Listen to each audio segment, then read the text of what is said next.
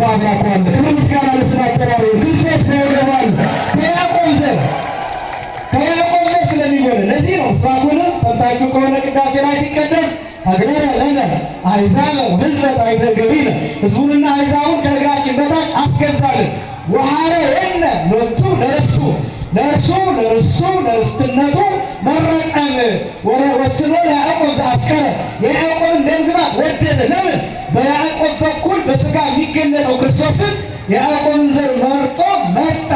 ይህ ከመሆኑ አስቀድሞ ግን በያዕቆብ ወገብ ስለነበረ ያንን ድንጋይ ያነሳው በጎቹ ጠጡ ከብቶቹ ጠጡ ብሎ ቅዱስ ያሬድ ተርጉሞታል። ወከማሁመ ይላል። ከዚያ ቀጥሎ ወከማሁመ መጹ ብዙኃን ነቢያት እነዚሁ ብዙ ነቢያት መጡ ይላል። ወሰኑ ከሲቶታ ለይእቲ ጥምቀት ይላል። ያችን ጥምቀት መግለጥ አቃታቸው ይላል። እስከ ይመጽእ አብይ ኖላዊ እምሰማይ ታላቁ እረኛ ከሰማይ እስኪመጣ ድረስ ከሰተ ወአጥመቀ ብዙኃነ አሕዛብ በውስቴታ ብዙ አሕዛብን በውስጧ አጥምቆ እስከሚያድን ድረስ እነዚህ ብዙ ነቢያት መጡ፣ ግን ጥምቀትን መግለጥ አቃታቸው። ክርስቶስ ሲመጣ ግን የምንድንባትን ጥምቀትን ገለጠልን። ክብርና ምስጋና ለስሙ አጠራሩ የውሃ ጉድጓድ ጥምቀት ነው። ይህ አስቀድሞ በዚህ ጉድጓድ ተፈጽሟል። በጣም የሚደንቀው ያዕቆብ አሁን ገና ልጅ ነበር። በዚህ ጊዜ ልጅ ነበር፣ ገና አላገባም ነበር። ራሔልንና ልያን ነው የሚያገባው። ገና ወጣት ነበር። ነገር ግን ካገባ በኋላ ያዕቆብ በ100 በጎች ይህንን ጉድጓድ ገዛው። ያዕቆብ ይህንን ጉድጓድ ገዛው በ100 በጎች። በስንት በጎች አልኳችሁ? በ100 በጎች። በነገራችን ላይ በጣም ሰፊ ነው። ይሄ በጣም ሰፊ ጊዜ ወስጄ ማስተምረው ደስ የሚለኝ ክፍል ነው፣ የእናንተን ጊዜ ላለመሻማት እንጂ። በ100 በጎች ይህን ጉድጓድ ገዛው። ያዕቆብ ነው የገዛው። ያዕቆብ የጌታ ምሳሌ ነው። 100 በጎች የተባሉት መላእክትና እኛ ነን አንድ ላይ 100 በጎች የተባሉት በ100 ጉድጓዱን መግዛት። በ100 በጎች ጉድጓዱን መግዛት ማለት ክርስቶስ መጥቶ 100 በጎች አድኖ ጉድጓዱን ሲኦልን ዘግቶ ነገር ግን ከጎኑ ውሃን አፍልቆ ለዘላለም ለሁላችን የዘላለም ሕይወት የዘላለምን ጉድጓድ ከጎኑ ሰጠን። ያኛውን ጉድጓድ ግን ዘጋው። አህዮቹ በዙሪያው ያሉበትን ጉድጓድ ዘጋው። በጎቹ ዙሪያውን የሚጮሁበትን ጉድጓድ ዘጋው። የድመት ሬሳ የውሻ ሬሳ ሊጣልበት የሚችለውን የሚያሰጋው መርዝ ሊበጠበጥበት የሚችለውን የሚያሰጋው ያን የሚከረፋው ያን የሚሸተው ያን የሚያደርገው ያን የሚያደርቀው ያን ጉድጓድ ለዘላለም ዘጋው። ከዚያ ክርስቶስ ጎኑን ጉድጓድ አድርጎ ከፈተልን። ከጎኑ ጉድጓድ ደምና ውሃ ሰጠን። ክብርና ምስጋና ለስሙ አጠራሩ ከጎኑ ጉድጓድ ይህን ምስል የሚያሳይ ነው። ከዚህ ጥምቀት ተሰጠ፣ ከዚህ ጥምቀት ገለጠ። ያዕቆብ ያንን በ100 በጎች ገዛ ጉድጓድ። ከዚያ ጊዜ ጀምሮ የያዕቆብ ጉድጓድ ተብሎ መጠራት ጀመረ።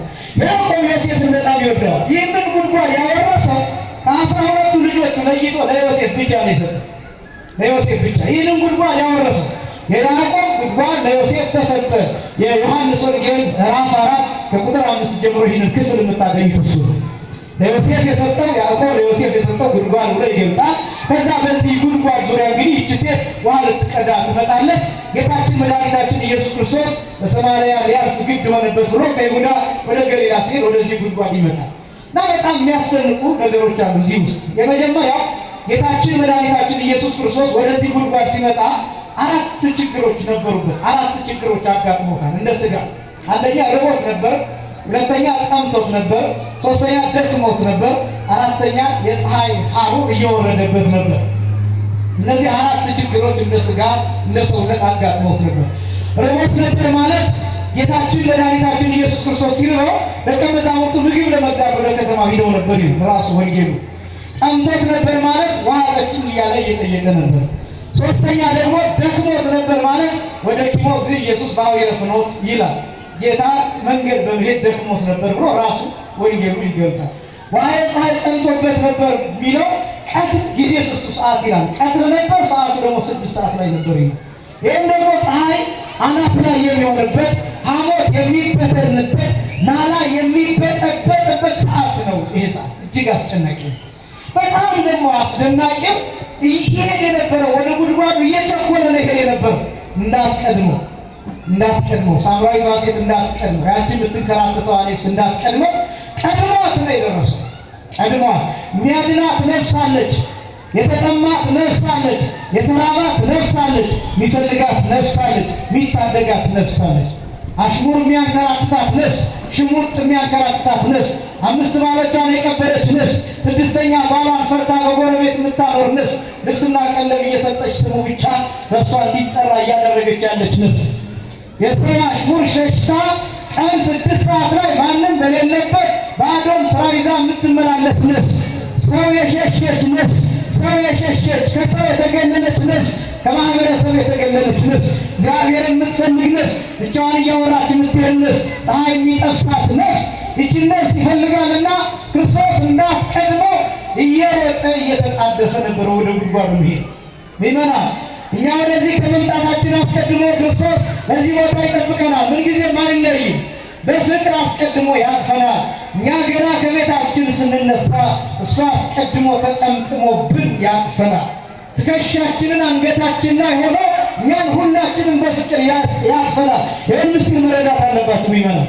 እዚህ ስንመጣ አይደለም፣ ገና ከቤታችን ስንነሳ፣ ንስሐ ስንገባ አይደለም፣ ገና ስናስበው፣ ስንቆም አይደለም፣ ገና ስናስብ፣ ስንጸልይ ብቻ አይደለም፣ ገና ስንቆም፣ ገና ስንጸጸት፣ ገና ስለ በጎ ነገር ስናስብ፣ ገና ስለ መመለስ ስናስብ፣ ገና ወደ ቤተ መቅደስ ወደ ቤተክርስቲያን መምጣት ስናስብ፣ ገና ልብሳችንን ስንሰበስብ፣ ገና እግራችንን ስናነሳ፣ ያን ጊዜ ክርስቶስ ተወርውሮ አንገታችን ላይ ሆኖ ተጠምጥሞብን ያለቅሳል። ይህን ታውቃላችሁ ይበላል።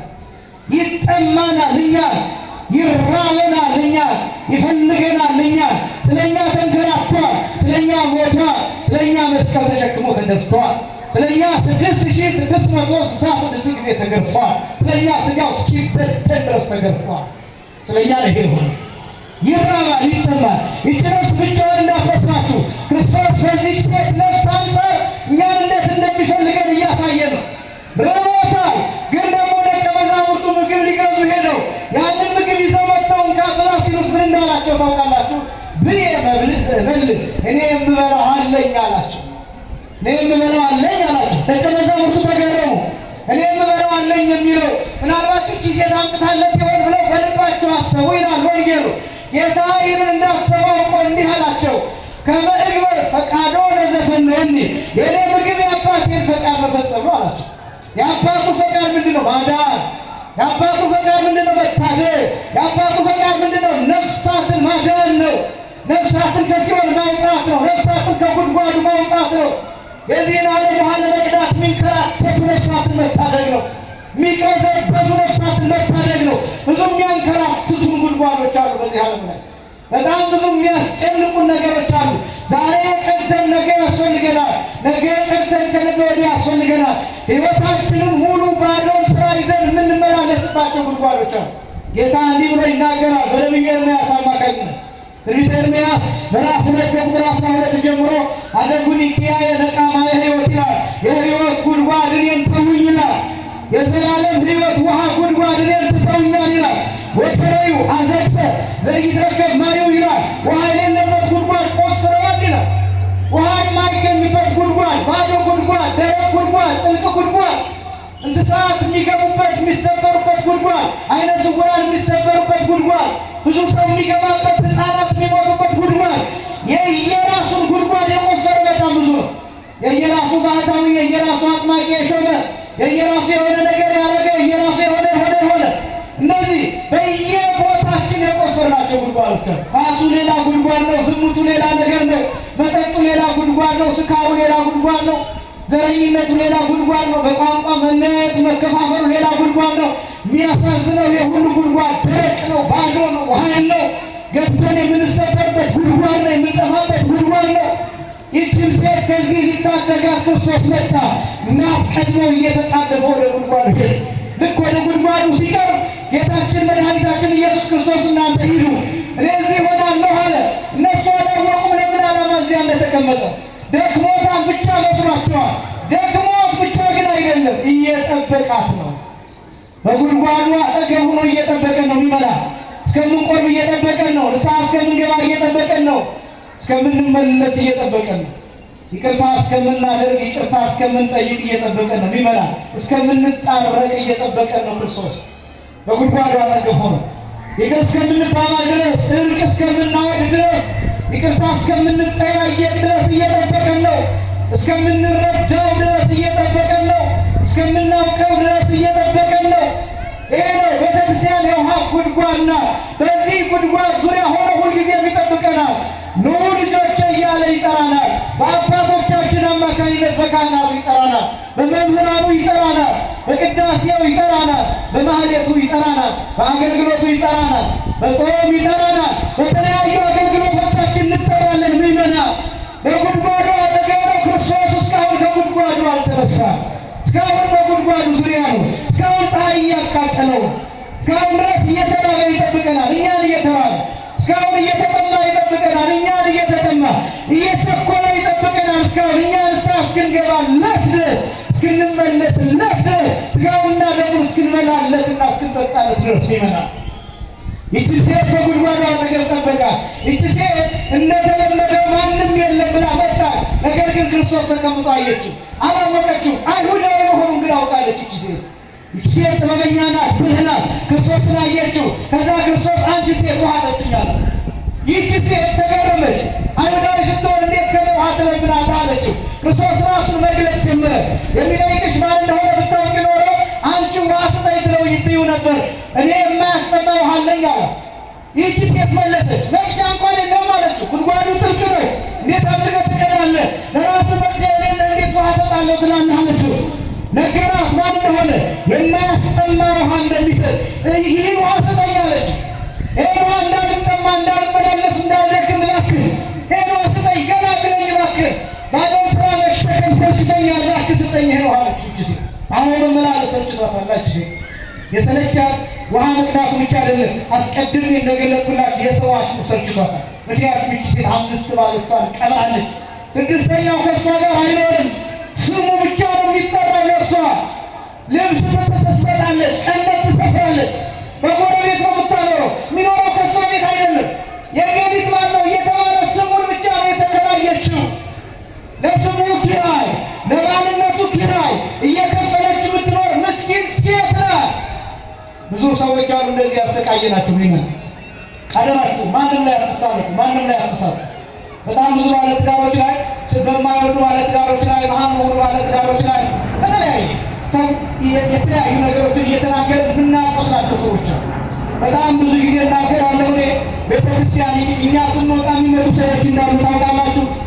እኛን ፈርተው እኛ ስንወጣ የሚመጡ፣ ንግሱ ሲያልቅ የሚመጡ፣ ቅዳሴ ካለቀ በሰላም ግቡ ከተባለ በኋላ የሚመጡ፣ ለምን ሰው ማግኘት የማይፈልጉ፣ ለምን የሰው አፍ የሚፈሩ፣ የሰው ኃይል የሚፈሩ ሰዎች በኃጢአታቸው የምናሸማቅቃቸው፣ የቡና ቤት ሴት ምናምን ብለን የምናሳቅቃቸው፣ ኃጢአተኞች ናቸው ብለን የምናስባቸው፣ ደማችሁ ብሎ ቤተክርስቲያን አንተ ብሎ ቤተክርስቲያን እያል የምናሸማቅቃቸው፣ ትናንት ጫት ሲቅሙ ያየናቸው ዛሬ ግን ቢቆርቡ ብናያቸው ማንም መለስ የትናንቱን እያነሳን የዛሬውን እንዴት ቆረብክ ብለን ምንወጋቸው ሰዎች አሉ። ይህን እንጠንቀቅ። ምን አልወለድሽም በኃጢአት ምክንያት ነው፣ ምን አልወለድክም በኃጢአት ምክንያት ነው እያል ምናሳቅቃቸው ሰዎች አሉ። የታመሙ ሰዎችን ህመምተኞችን እነሱን ልንጠይቅ ሂደን ነው እግዚአብሔር እንደዚህ ያደረገ ምን አድርገ ነው ንስሐ ልትገባ ብለን እንደ ኃጢአተኛ ቆጠር የምንሳለቅባቸው የምናሳቅቃቸው ሰዎች አሉ። በዚህ ምክንያት ሰዎች ቤታቸውን ዘግተው ራሳቸውን ሲጣሉ ይገላሉ። በዚህ ምክንያት ብዙ ወጣት ኦርቶዶክሳዊው ተስፋ መሆን ስላልቻለ ይመናል። እኔና እናንተ ለሌሎች ተስፋ መሆን ስላልቻለ፣ ጎረቤቶቻችንን መጠየቅ ስላልቻለ፣ ቤተክርስቲያን ይዘን መምጣት ስላልቻለ፣ ምን አግኝቶ ነው ምን አጋጠመ ምን ልርዳ ምን ላግዝ ብለን ማገዝ ስላልቻለ ብዙ ኦርቶዶክሳውያን ራሳቸውን እየገደሉ ከፎቅ ላይ ከ10ኛ ከ8ኛ ፎቅ ራሳቸው መሬት ላይ እየተጠፈሱ ነው። አንዳንዶቹ ከመሞት ባልተናነሰ መልኩ ቤት ዘግተው እብድ ሆነው የሚኖሩ ብዙዎች ናቸው። እብድ ሆነው አብዛኛው ሰው የኛ አስተዋጽኦ ያለበት ነው የሚመጣ። እዚህ በየመንገዱ የምናያቸው አይኖራቸው የተወሰነ ከኛ ለየት ያሉ ሰዎች፣ እነዚህ ሰዎች በእኛ ስላቅ ምክንያት፣ በእኛ ማሾፍ ምክንያት፣ በእኛ አሽሙ ምክንያት፣ በእኛ ክፋት ምክንያት ያበዱ ሰዎች ናቸው የሚመጣ። በጣም ብዙ ነገሮችን አድርገናል። እንደ ክርስቲያን መጠበቅ የሚገባል ለሌሎች ተስፋ መሆን አለብን። መሸሸት የለብንም፣ መፈራት የለብንም። ለሰዎች